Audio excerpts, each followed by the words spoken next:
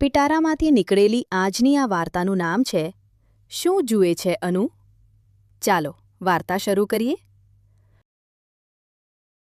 અનુને વસ્તુઓ ગમે છે. મોટી વસ્તુઓ અને નાની વસ્તુઓ પણ. પર્વતો પર ઘર, દિવાલ પર કીડીઓ. વસ્તુઓ રસોડામાં, વસ્તુઓ છાજલીઓ પર, વસ્તુઓ બાગ બગીચામાં અને વસ્તુઓ તેની ઉપર. અનુ જુએ છે નમૂના અને આકાર દરેક જગ્યાએ. છુપાઈ ના શકે વસ્તુઓ, છે તે જ નજર તેની. સોનપંખીના ધબ્બા, વૃક્ષની ડાળી પર દેખાતા ગોળા, બનેલી વસ્તુઓના આકાર, મધમાખીના મધપૂડામાં બનેલા નાના ઘર. પાંદડા પર રેખાઓ બની છે, જેવી તેના હાથ પર. દરિયા કિનારાની ભીની રેતીમાં નિશાન તેમના પગના.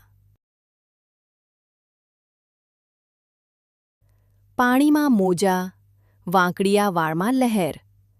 ઝાડની છાલ પર ઉગતા મશરૂમ્સ, હવામાં ઉડતા પક્ષીઓ. પુસ્તકમાં છપાયેલા શબ્દો જે તેને ગમે ત્યાં લઈ જઈ શકે છે.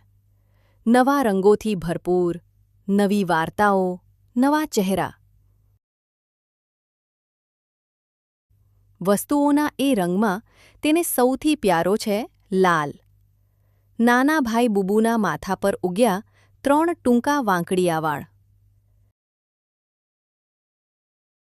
પપ્પાએ જે આજે બનાવી તે કેક પર છાંટી ખાંડ, ચમકી રહી છે આ રીતે, જાણે દૂર તારા હોય એવા. અનુ ખુશ છે બધી વસ્તુઓથી, જોતી રહે છે જેને એ. શું તમે તે બધું જોશો? જે જુએ છે નાની અનુ? બાળકો, તમને આ વાર્તા કેવી લાગી? મજા આવીને? આવી જ મજેદાર વાર્તાઓને લઈને ફરી મળીશું. ત્યાં સુધી નમસ્તે. આવી જ બીજી મજેદાર વાર્તાઓ સાંભળવા માટે આ QR કોડ સ્કેન કરો.